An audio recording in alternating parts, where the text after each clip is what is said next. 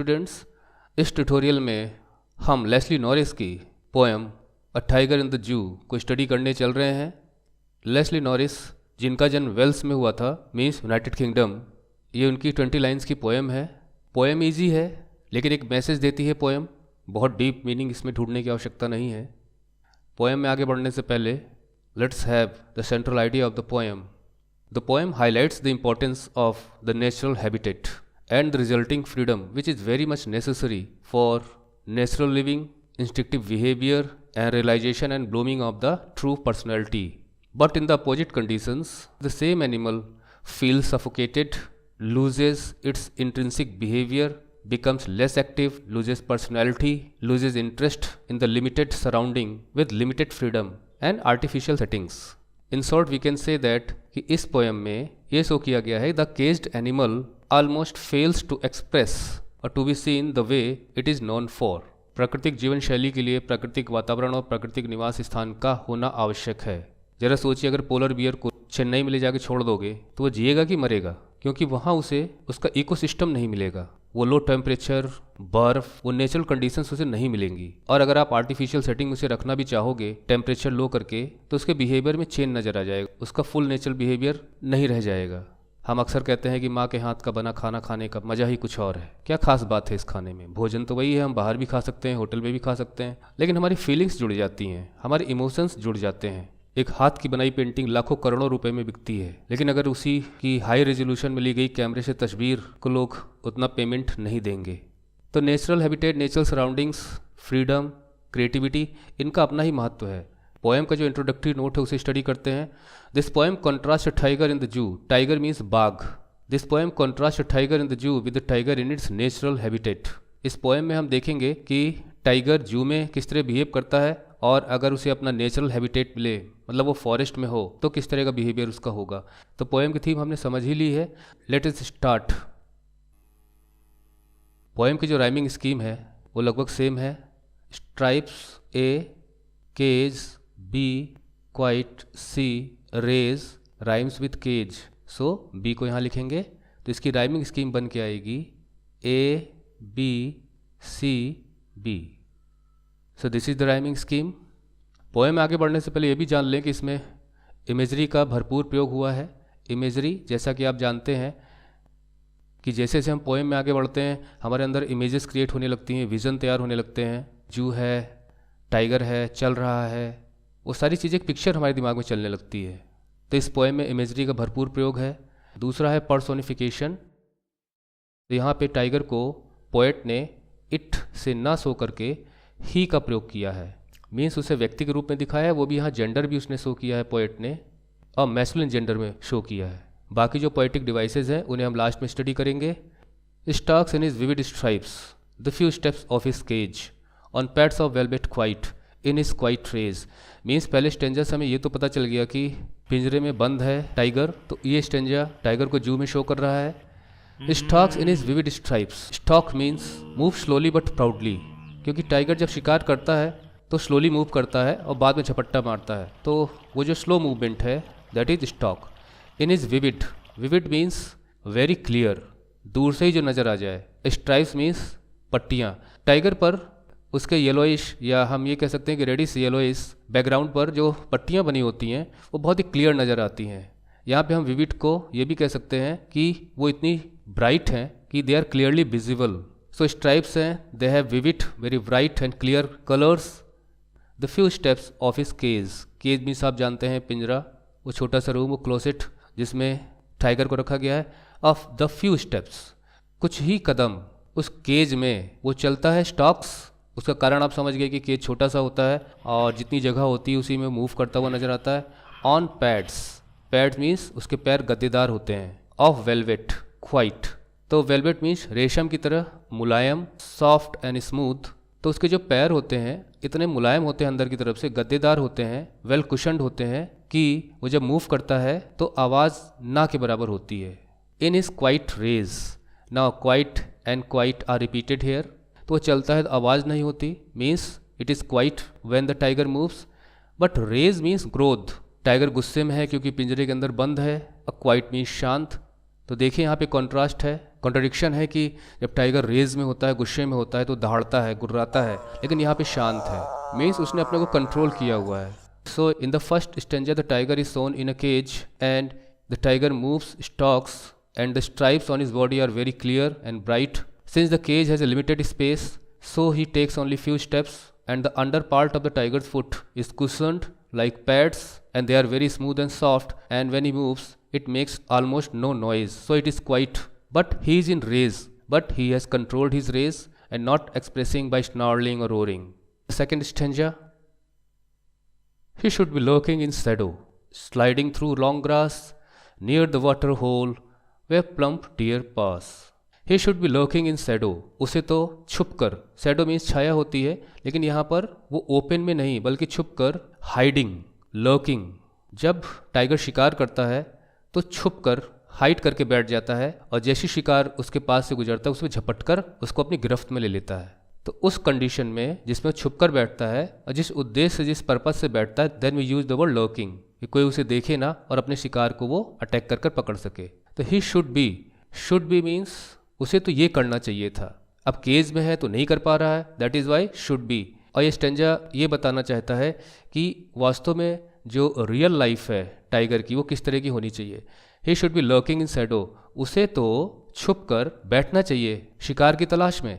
Sliding means सरकना, through the long grass, so उसे तो लंबी लंबी घासों के बीच में, जंगल में छुप कर बैठ कर स्लाइड करते हुए, सरकते हुए, छुपते हुए आगे बढ़ना चाहिए शिकार की तलाश में। या near the water hole means पानी का कोई स्रोत, सोर्स, पॉन्ड, तालाब, जहाँ पर जानवर पानी पीने आते हैं। तो अगर लॉन्ग ग्रास में छुपकर या ऐसी जगह पर छुपकर जहाँ पर जानवर पानी पीने आते हैं, here example is given where plump deer pass. The deer you know, pass means वहाँ से गुजरते हैं, प्लम मीन्स हट्टे कट्टे मोटे, गोल मटोल, जैसे आपने कभी टमाटर देखा होगा, गोल मटोल सुडोल, तो मन कहता है कि तुरंत उसको खा लें। सो प्लम वर्ड ये भी शो करता है कि it feels like let us feed on it. तो वे प्लम डियर पास, तो उसे या तो घासों में छुपकर शिकार की तलाश में लर्किंग करते हुए होना चाहिए, या उसे वाटर होल के सोर्स के नज़दीक छुपकर बैठकर इंतज़ार करना चाहिए प्लम डियर का, जो पानी पीने आएगा वो उसके ऊपर झपट्टा मारकर उसको अपना शिकार बना लेगा। So the second stanza shows that the real life of tiger in wilderness should be like he should be lurking, hiding in the long grasses or near the source of any water, so that if an animal comes like deer, he should instantly pounce and get its prey. Now third stanza, he should be snarling around houses at the jungle's edge, bearing his white fangs, his claws, terrorizing the village. He should be snarling around houses. So easy line. Snarl means गुर्राना, गुस्से में कोई जानवर गुर्राता है तो ये stanza भी show करता है कि फॉरेस्ट में उसे होना चाहिए था, और उसे क्या करना चाहिए था। He should be snarling around houses, तो जंगल के बाहर जो बस्तियां बसी हुई हैं, तो जहाँ से जंगल खत्म होता है दैट इज़ जंगल्स एज, और बस्तियां शुरू होती हैं, उसे तो जहाँ पर लोग रहते हैं, घर बने हुए हैं, उनके आसपास गुर्राते हुए होना चाहिए। और कोई भी टाइगर को इस तरह देखेगा तो डर जाएगा, क्योंकि टाइगर एक बहुत ही मैजेस्टिक एनिमल है। लोग उसे एडमायर भी करते हैं, एंड दे फियर्ड आल्सो, डरते भी हैं। तो लोगों को डराने का भी काम करता है। ऐसा इसलिए है कि जब जंगल कटते चले जा रहे हैं और जिसकी वजह से उसका नेचुरल हैबिटेट खत्म होता चला जा रहा है, तो वो शिकार की तलाश में बस्तियों में चले आते हैं। तो पोएट उसकी इस सिचुएशन को भी शो कर रहा है इस स्टेंजा में। तो जंगल के किनारे उसे बस्तियों के पास गुर्राते हुए नजर आना चाहिए। Bare means to show anything uncovered, किसी चीज़ को बिना ढके हुए उसके ओरिजिनल शेप में पेश करना, दिखाना। So baring his white fangs, white means सफ़ेद, फैंग्स टाइगर के जो सामने के नुकीले दांत होते हैं उनके लिए फैंग्स यूज़ किया गया है, जिन्हें हम कैनाइन कहते हैं। हिज क्लॉज, और उसे अपने पंजे भी शो करने चाहिए कि देखो मैं अभी अटैक कर दूंगा। तो गुर्राता है, स्नॉल्स, अपने दांत दिखाता है, पंजे दिखाता है। एंड टेरराइजिंग द विलेज, तो इस स्टेंजा में वो विलेज में जाकर, बस्तियों में जाकर अपना डर भी पैदा करता है। तो ये काम भी उसे करते हुए होना चाहिए था, लेकिन क्या किया जाए, वो तो केज में बंद है। तो पोएट की पूरी सिंपैथी है यहाँ पर उस जू में जो टाइगर है उससे, कि बेचारा बंद है, उसे क्या होना चाहिए था, जंगल में होना चाहिए था, शिकार करना चाहिए था, मानव बस्तियों में जाकर उन्हें डराना चाहिए था। लेकिन ये भी शो कर रहा है कि tiger is not harming any person, किसी व्यक्ति को नुकसान नहीं पहुँचा रहा, लेकिन his own survival is troubled, तो बस्तियों में भी चला आता है, लेकिन he is not harming anybody. But he is locked in a concrete cell, his strength behind bars, stalking the length of his cage, ignoring visitors. Now again returns to the cage the zoo. Poem फिर हमें ला के छोड़ती है जू में, लेकिन वास्तव में वो फ्री है कहाँ? He is locked in a concrete cell. वैसे आप जानते हैं कॉन्क्रीट मीन्स ईंट और सीमेंट या कोई भी मसाला यूज़ किया गया हो उससे बना हुआ कोई स्ट्रक्चर। सेल यहाँ पे स्मॉल रूम, वो जो उसका पिंजरा है, उसका जो केज है, उसके लिए प्रयोग किया गया है। लेकिन वो तो बंद है ना, वो जंगल में नहीं है, वास्तव में रियल में तो वो शेल में है, पिंजरे में बंद है। His strength behind boss, strength जो उसकी ताकत है, ज़रा जंगल में छोड़ के देखो तो पता चलेगा कि कितनी स्ट्रेंथ है टाइगर में। तो जो उसकी स्ट्रेंथ है, उसकी ताकत है, जो उसकी बॉडी है, बिहाइंड बार्स, वो तो छड़ों के पीछे बंद है। जो पिंजरे में छड़ लगे हुए हैं केज में उसके, उनके पीछे है। वो क्या कर सकता है? सिर्फ इतना ही कर सकता है, stalking in the length of his cage, जितनी दूरी में पिंजरा है उसी में अपनी चहलकदमी करता नजर आता है। इग्नोरिंग विजिटर्स, और जो भी लोग उसे देखने आते हैं उन्हें वो इग्नोर करता है, उनमें कोई इंटरेस्ट शो नहीं करता। आओ जाओ देखो, कोई फ़र्क नहीं पड़ता मुझ पर। हाँ, हो सकता है जब शुरू में केज में लाया गया हो, बंद किया गया हो, तो ज़रूर है वो स्नाल करता होगा, रोर करता होगा, विजिटर्स से रिएक्ट करता होगा उनको देखकर। बट जब ये उसका रूटीन हो गया तो he loses interest in visitors who come to see him. So in this stanza the poet shows the tiger again in the zoo has no interest in the visitors. He only moves within the cage which is made of concrete, and is all his strength that he could use while in forest to attack and catch its prey has no meaning here. एक अर्थ और हम लगा सकते हैं कि जो उसकी strength है यहाँ पर वो आर्टिफिशियल सेटिंग में है। मीन्स वो शिकार करता नहीं है, बल्कि उसे भोजन उसे जो अथॉरिटीज़ ही प्रोवाइड करती हैं, जबकि टाइगर की जो रियल लाइफ है उसे वो शिकार कर कर खाता है उसे। Now the last stanza. He hears the last voice at night, the patrolling curs, and stares with his brilliant eyes at the brilliant stars. अब रात हो रही है, विजिटर्स भी आना बंद हो गए हैं। He hears the last voice at night. रात में अब उसे आखिरी आवाज़ें सुनाई देती हैं। पुलिस के गश्ती दल के लिए हम पेट्रोलिंग कार्स का प्रयोग करते हैं, मतलब वो अपने वाहन में, गाड़ी में यहाँ से वहाँ रात भर पेट्रोलिंग करते रहते हैं, गश्त लगाते रहते हैं कि सब कुछ ठीक ठाक रहे, सेफ रहे, any illegal any unwanted activities तो नहीं हो रही हैं। तो पुलिस अपने गश्त पे रहती है। उसकी जो शायरन की आवाज़ होती है, उसकी जो आवाज़ होती है वो उसे सुनाई देती है। ये इसकी आखिरी आवाज़ें हैं। मीन्स दिन भर जो भी आवाज़ें आती रहती हैं, विजिटर्स आते हैं, वॉट एवर वॉइस, वो सब खत्म है। रात का समय है और रात में भी उसे चैन नहीं है, आराम नहीं है, उसे पेट्रोलिंग कार्स की आवाज़ को सुनना पड़ता है। And stairs with his brilliant eyes. Brilliant means तो वैसे होता है बहुत बेहतरीन, लेकिन ब्रिलियंट यहाँ पे हम यहाँ शाइनिंग के लिए प्रयोग करेंगे। उसकी आंखों में एक चमक, बहुत ही ब्राइट और ब्रिलियंट आइज़ हैं उसकी। स्टेयर्स मीन्स लगातार देखना, टकटकी लगा के देखना, घूरना। तो अपनी ब्रिलियंट आइज से किसको घूरता है? At the brilliant stars. Again there is a repetition, brilliant and brilliant. Now his eyes are in cage and stars are in open sky. अगर हम दोनों को कनेक्ट करें तो यहाँ एक और मीनिंग निकाल सकते हैं। एक मीनिंग तो ये है कि रात में अब वो आराम करने के मूड में है, दिन भर थका रहता है, लेकिन वो ओपन में है, आकाश को देख सकता है। तो आसमान में जो तारे नज़र आते हैं उन्हें वो देखता है, और इस ओपन स्काई से उसके मन में भी ये भावना आती होगी कि शायद किसी दिन मैं फ्री होऊंगा, अपने वाइल्डरनेस में होऊंगा, अपने रियल लाइफ को जीऊंगा, शायद कभी मैं आज़ाद हो जाऊं। तो यहाँ पे brilliant stars who are free to shine in the sky in openness, तो उन स्टार्स को देखकर उसके अंदर ये फीलिंग आती होगी। और इसके अलावा कोई अब है नहीं आने जाने वाला आसपास, विजिटर्स भी नहीं है, रात में और कुछ दिखाई भी नहीं देता, लेकिन स्टार्स जो ऊपर चमक रहे हैं आसमान में वो उसे ज़रूर दिखाई देते हैं, तो उन्हें देखता रहता है। यानी यहाँ भी उसे स्टेंजा में शो नहीं किया गया कि ही स्लीप्स। तो ये पोएम का डिस्क्रिप्शन हो गया। आइए अब हम पोएटिक डिवाइसेस को स्टडी कर लेते हैं।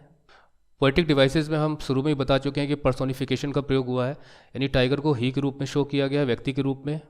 दूसरा, इमेजरी का भरपूर प्रयोग हुआ है। एग्जाम्पल हमने तब नहीं दिए थे कि जैसे हम पोएम को स्टडी करना शुरू करते हैं, आगे बढ़ते हैं पोएम में, तो इमेजेस क्रिएट होने लगती है। जैसे उदाहरण के लिए केज है तो पिंजरे की इमेज बन जाएगी, स्टॉक्स मूव कर रहा है, मूवमेंट की इमेज बनेगी। और खासकर यहाँ देखिए lurking in Shadow, long grass, तो आपको लगेगा लंबी लंबी घासों के बीच में किस प्रकार से छुपा हुआ है। नियर वाटर होल नज़र आएगा आपके माइंड में। तो इमेजेस क्रिएट होने लगती है। स्नार्लिंग, तो ये भी इमेज आपके दिमाग में बन जाएगी। कॉन्क्रीट सेल को देखिए, तो इस तरह से इमेजरी का प्रयोग हुआ है। इमेजेस क्रिएट होती हैं माइंड में ऐसे वर्ड्स को देखने के बाद, पढ़ने के बाद, सोचने के बाद। बाकी इमेजरी रिलेटेड एग्जांपल्स आप खुद ढूंढिए इस पोएम में। दूसरा, यहाँ पे मेटाफर का प्रयोग हुआ है। पैट्स ऑफ वेलवेट, जब टू अनरिलेटेड थिंग्स को कंपेयर करते हैं आपस में तो रूपक अलंकार मीन्स मेटाफोर का प्रयोग होता है। जैसे यहाँ पर पैड्स और वेलवेट दोनों डिफरेंट थिंग्स हैं, लेकिन दोनों में एक चीज़ कॉमन दिखा दी गई है, वो है कि both are soft and smooth. इसके अलावा यहाँ पर ऑक्सीमोरन का प्रयोग हुआ है, क्वाइट रेज। जब टू वर्ड्स ऐसे यूज हों जो अपोजिट आइडिया को शो करते हों, जैसे रेज गुस्सा, तो टाइगर गुस्से में शांत नहीं रह सकता, लेकिन यहाँ पे उसे शांत दिखाया गया है, तो इस यूज को ऑक्सीमोरन कहते हैं। यहाँ पे मैं एग्जांपल दे रहा हूँ ऑक्सीमोरन का, ओपन सीक्रेट। अब सीक्रेट ओपन कैसे हो सकता है, लेकिन ओपन सीक्रेट हम बोलते हैं, ऑक्सीमोरन का यूज़ है यहाँ पे। क्रुएल काइंडनेस, काइंडनेस क्रुएल कैसी हो सकती है, लेकिन हम लोग यूज़ करते हैं इसे, तो ऑक्सीमोरन का यूज़ है यहाँ पे। इसके अलावा यहाँ पर नीचे आइए तो यहाँ पे स्नार्लिंग वर्ड का प्रयोग हुआ है। तो वर्ड्स जब किसी साउंड को डिस्क्राइब करते हैं, रियल लाइफ साउंड को, तो वहाँ पर ओनोमेटोपिया का प्रयोग होता है। तो यहाँ पर ओनोमेटोपिया पोएटिक डिवाइस यूज़ हुआ है। जो नेक्स्ट पोएटिक डिवाइस इसमें यूज़ हुआ है वो है मिथोनॉमी। जब हम वर्ड्स को सब्स्टिट्यूट करते हैं, फॉर एग्जांपल यहाँ पर देखिए एक प्रयोग है स्ट्रेंथ।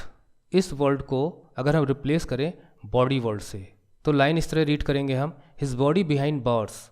उसका शरीर, उसकी बॉडी टाइगर की छड़ों के पीछे थी, मीन्स जो छड़ बनी हुई थी जिसके अंदर वो बंद था उनके पीछे। और बॉडी का एट्रीब्यूट है स्ट्रेंथ, बॉडी में ताकत होती है, यानी टाइगर एक ताकतवर जानवर है, स्ट्रॉन्ग एनिमल है। तो यहाँ पर बॉडी को यूज़ करके उसकी एट्रीब्यूट को यूज़ किया गया, स्ट्रेंथ को। तो यहाँ पे सब्स्टिट्यूशन ऑफ वर्ड है, तो मिथोनॉमी का प्रयोग हुआ है। Next alliteration which is very popular device, plump paws. इसमें पी साउंड रिपीट हुआ है। बिहाइंड बार्स, इसमें बी साउंड रिपीट हुआ है। बाकी एग्जाम्पल आप खुद ढूंढिए इसमें and write in the comment box कि आपने और कौन सा एग्जाम्पल यहाँ पर लिटरेशन का ढूंढा है।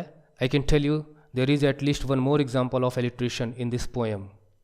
Next assonance and consonance. तो सबसे पहले कॉन्सोनेंस, आप जानते हैं कि कॉन्सोनेंस का प्रयोग तब माना जाता है जब कॉन्सोनेंट साउंड्स रिपीट होती हैं, वो कहीं पे भी हो सकती हैं, शुरू में, मिडिल में, लास्ट में, और वो प्रोमिनेंट होती हैं ग्रुप ऑफ वर्ड्स में या सेंटेंस में। फॉर एग्जाम्पल हम शुरू के स्टेंजा में पहली लाइन पे ही देखते हैं, यहाँ पर एस साउंड काफ़ी प्रोमिनेंट है, here here here and here and here. इसी प्रकार से यहाँ पर हम नीचे आते हैं, his fangs claws, his S sound prominent है। इसी प्रकार से एजोनेंस, एजोनेंस कॉन्सोनेंस का ही काउंटर पार्ट है, means there is repetition of words but they are vowel words. Vowel words repeat होते हैं, शुरू में, मिडिल में, अंत में, कहीं पे भी हो सकते हैं वो। तो एजोनेंस के एग्जांपल्स हम देखते हैं यहाँ पे। फर्स्ट स्टेंजा में in I sound, his I sound, vivid I sound and stripes I sound. हालांकि यहाँ पर आई का साउंड डिफरेंट है, आई करके निकल के आ रहा है, लेकिन यहाँ पर इन सब में तो आई साउंड काफ़ी प्रोमिनेंट है, तो यहाँ पे एजोनेंस का प्रयोग है।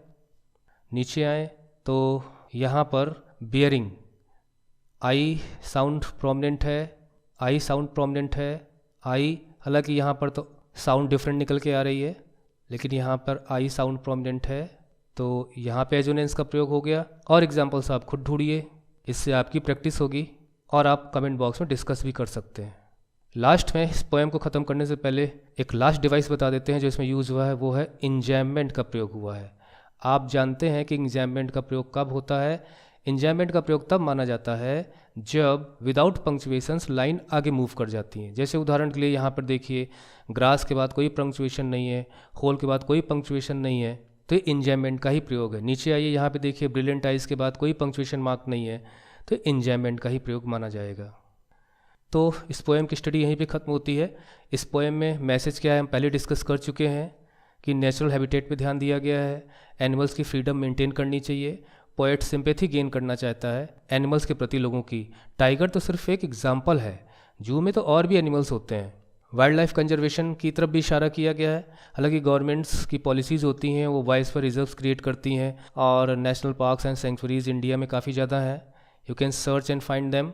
और जहाँ तक टाइगर की बात है तो मैं एक डेटा यहाँ पे दे दूँ, इस ट्यूटोरियल को क्रिएट करने तक पूरे वर्ल्ड में टाइगर की जो पॉपुलेशन थी वो 4000 भी नहीं थी, उससे भी लेस, और लगभग 70% पूरे वर्ल्ड का टाइगर का जो हिस्सा है वो इंडिया में रहता है। और इस पोएम को पढ़ाते वक्त मैंने काफ़ी जोर दिया था कि रियल एंड आर्टिफिशियल पे, ये रियल है। ज़रा सोचिए, कागज़ के फूल और रियल गुलाब में क्या अंतर है? अब टीवी में देखते हैं टाइगर को, रियल में टाइगर देखें तो दोनों में क्या अंतर होगा? टीवी में पानी में बच्चों को अटखेलियाँ करते हुए देखते हैं, they play in the rain water, और आप खुद रेन वाटर में जाके प्ले करें तो दोनों में क्या अंतर होगा? अब जरा आप टाइगर की नज़र से देखिए, सोचिए कि उसका जू में होना, फॉरेस्ट में होना, दोनों में क्या अंतर है? और यहाँ पे एक क्वेश्चन आपके लिए छोड़ के जाता हूँ कि क्या इस तरह से जानवरों को जू में रखना चाहिए, केज में रखना चाहिए? क्या जू होने चाहिए कि नहीं होने चाहिए? आप अपने honest thoughts and opinions comment box में शेयर करिए। And I would say to all the viewers of this tutorial कि real is real, so try to be your real self. दो फेस मत रखिए, एक दुनिया के लिए, एक खुद के लिए। जो हैं आप वैसे ही लोगों के सामने नज़र आइए, वैसे ही दिखाई दीजिए, तो कभी कोई कंफ्यूज नहीं होगा आपको लेके। तो project your own personality, the real personality before the world.